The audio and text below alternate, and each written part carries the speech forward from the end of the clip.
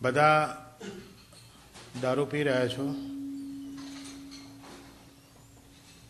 અને જે દારૂ ના પીતો એ એક નંબરનો ગેલચોદો કહેવાય.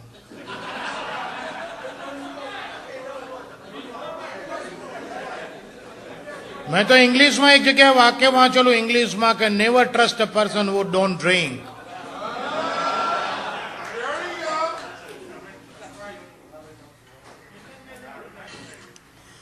कि जिंदगी दीने को दीजी मैंने, किस्मत में लिखा था पी तो पी मैंने, कि मैं न पीता तो तेरा लिखा गलत हो जाता, तेरे लिखे को निभाया क्या खता की मैंने.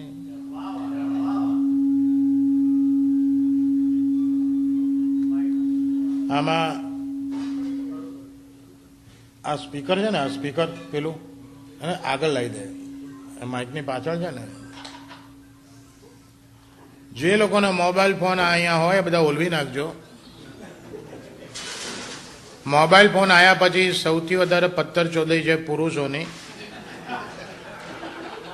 શરૂઆતમાં આ વસ્તુ આવી ને ત્યારે બહુ સારી હતી, બહુ ફાયદો કરતો હતો, પણ હવે ત્રાસજનક વસ્તુ થઈ ગઈ છે. આમાં આપણા ગુજરાતી પુરુષના મોબાઈલ ઉપર એની બૈરીનો ફોન આવે તો પહેલો એક સ્ટાન્ડર્ડ સવાલ બહુ ગંદા ટોનમાં હોય, ક્યાં છો? બધા હાથ પૂછે ક્યાં છો? નામાં એને તમે ચોદું ના બની શકો. તમે વાલા થો કોક બાકા મંદિરમાં છું તો કે ઘંટ વગાડો. હવે કોઈને લઈને રેસ્ટોરન્ટમાં હિંચકા ખાતો ચોથી ઘંટડા વગાડવાનો. તમકો ડ્રાઈવ કરું છું ડિસ્ટર્બ ના કરતો હોર્ન વગાડો પછી જ મૂકું. એટલે મોબાઈલ ફોન અહીંયા જેની પાસે હોય પ્રોગ્રામની મજા માણવી હોય તો મહેરબાની કરી ઓલવી નાખજો. બૈરાથી બીતા નહીં. એક ભાઈ તો બૈરાથી નથી બીતો એવું બતાવવા માટે મારી પાસે કેવી હોશિયારી ઠોકે. મેં કીધું દિનકર હું તો રાતના 12 વાગે જઈને તારી ભાભીને કહું ચાલ ઉભી થા, ગરમ પાણી મૂક. કે તારી ભાભી ગરમ પાણી મૂકે. મેં બોલે તું રાતના 12 વાગે ગરમ પાણી મૂકાવે ક્યારે? તો પેલા કહું વાસણ માંજવા બેવું તારે. હવે આમાં એની હોશિયારી કહેવાય. પાછળ અહીંયા બધા બેઠા છો ને માત્ર પુરુષો છો ને હમણાં કોઈ બહેનને એન્ટ્રી કરે તો હું બોલતો બંધ થઈ જાઉં. શા માટે બોલતો થઈ જાઉં? મારી ગાંઠ ફાટે છે? ના, બીતા નથી આપણે, કોઈ નથી બીતા એમ નથી, પણ આપણે એમને રિસ્પેક્ટ આપીએ છીએ. અને આઈ નો કે એ લોકો આપણને કોઈ રિસ્પેક્ટ નથી આલતા. આપણા કરતાં એવરેજ વધારે બેફામ બૈરાઓ બોલે સાહેબ. આપણે કોઈને ફોન કરીને પૂછે છે મિસ્ટર પરીખ ઘેર? તેની વાઈફ કે ના એ તો સુઈ ગયા છે, ઉઠે એટલે કરાવું. હવે તારે જ્યારે કરાવવું ત્યારે કરાય. ઉઠ્યા વગર વર્લ્ડનું કોઈ બૈરું કરાય નથી શક્યું. ઘણા તો પાછા આગળ ચલાય કે ઉઠે એટલે કરાવું પછી તમે કરશો. મુકના તું એની પાસે જ કરાવજો, હું કઈ નહીં કરું. આ તો સાહેબ ટેલિફોનિક ટોક છે.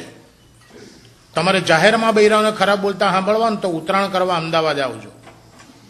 14મી જાન્યુઆરી અમદાવાદ આવજો સાહેબ. એક ધાબેથી બીજા ધાબે એક બૈરું બીજા બૈરાને બૂમ પાડીને 50 જણા સાંભળી રીતે પૂછે કે શું ચંપાબેન સવારથી એક ચડાયો કે નહીં?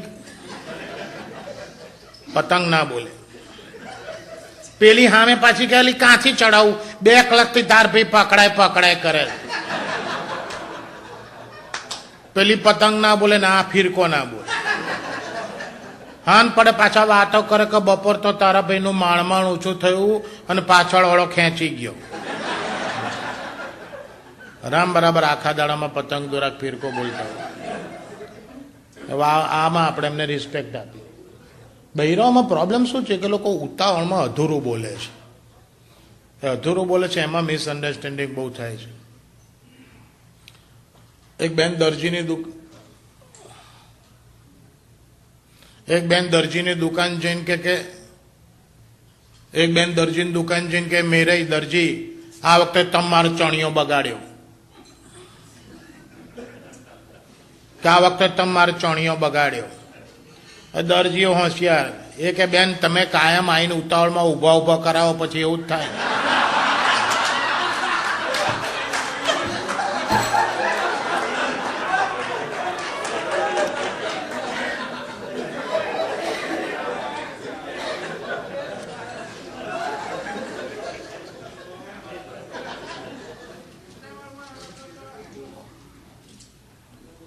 એકવાર એક અમેરિકન, એક રશિયન, એક ઇન્ડિયન, 3 જણા એક સબ્જેક્ટ ઉપર ડિબેટ કરતા હતા. એમનો સબ્જેક્ટ હતો સેક્સ એજ્યુકેશન.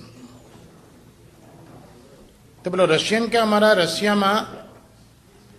રશિયામાં છોકરો 10મા ધોરણમાં હોય ને ત્યારથી અમે સેક્સ એજ્યુકેશન આપીએ છીએ.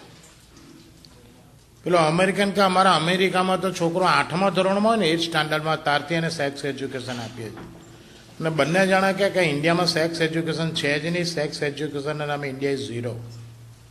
એટલે સેક્સના પ્રોબ્લેમ બધા ઇન્ડિયામાં બહુ થાય છે. ઇન્ડિયન બગડે કે ચોદવો બંધ થઈ જાઓ. તમે 8માની 10માની માં ચોદો છો, તમને શું ખબર સેક્સ એજ્યુકેશન ઇન્ડિયામાં ક્યારથી છે? બાલ મંદિરથી છે. ચોદવો પહેલા ધોરણથી છે.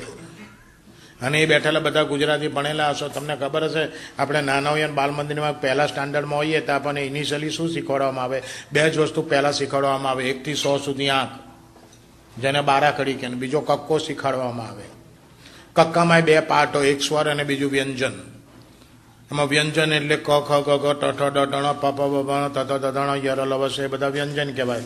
અને અ આ ઈ મોટો ઈ ઉ મોટો ઉ ઓ આ ઔ એ બધા સ્વર કહેવાય. હવે જેને બાળપણમાં આપણે સ્વરના નામે ભણ્યા છીએ બધા સેક્સ સાઉન્ડ છે સાહેબ. આ પછી ઓછું દુખે તો ઈ, વધારે દુખે તો ઈ, પછી પછી ઓ આ ઔ આ.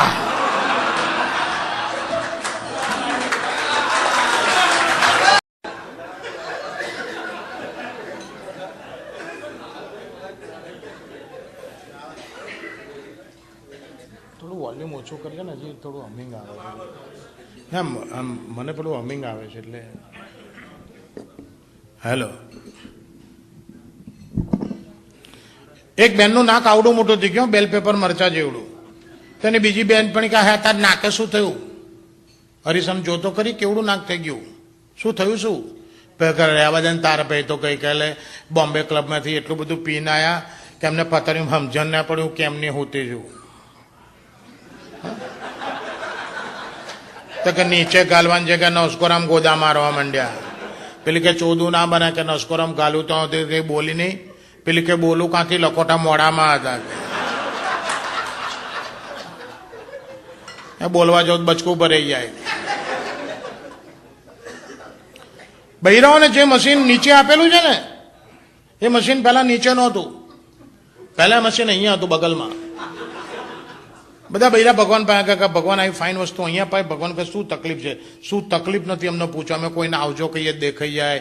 આમ બસમાં દંડો પકડ્યો ઉપર તો લોકો આંગળા કરે. તમને જગ્યા બદલી આલો. એટલે ભગવાન અહીંથી કાઢીને અહીં નાખી. હવે અહીં ચોંટીને 4 દાડા થાય ને તો ગાણ ફરિયાદ કરવા ગઈ. ગાણ કે ભગવાન તમે ભોજને જગ્યા બદલી આલી પા મારી પાડોશમાં હું કરવા નાખી. એટલે ભગવાન ગાણને કે તમને શું તકલીફ છે? આ ગાણ કે ભગવાન અમને તો મોટી તકલીફ છે. મહેમાન એને ત્યાં આવે છે ને ટકોરા અમારે ત્યાં મારે છે.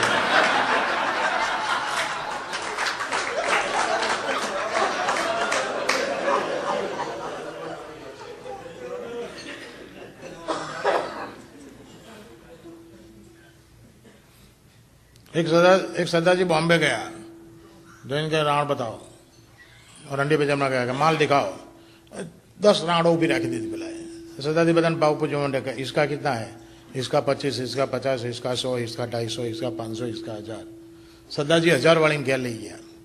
रास्ता में जाता जाता कहते तुम में ऐसी कौन सी खूबियां हैं? तेरी चूत पे का बैंड चो नीचे हीरामोती चढ़े हैं. तूने क्या एक्स्ट्रा डेकोरेशन किया है नीचे? तू साली 1000 रुपये लेती है, तेरी सहेली किसी के 25, किसी को 50. तुम में ऐसी कौन सी खूबियां हैं? राण के बाद चौधरी की तुम्हारी खूबी बताई. राण का अच्छा आपको खूबियां देखना है, आप एक काम करो. देख क्या कि आप एक उंगली नीचे डालो. सरदार एक आंगली नाखी कि दूसरी डालो, बीजी नाखी, तीसरी डालो, चौथी नाखो. आटलो हाथ पै गयो. फिर दूसरा आटलो, अरे तेरी फट जाएगी, मेरी फिक्र मत करो, मैं कहती हूँ करो. तो बीजा हाथ ने बीजी आंगली, तीजी आंगली, चौथी आंगली, अंदर 2 हाथ आम थी जाए. फिर मेरी राण के सरदार जी अब ताली बजाओ. अब बैंडचोज नहीं बजती है. फिर राण के बाकी सब में बजती है.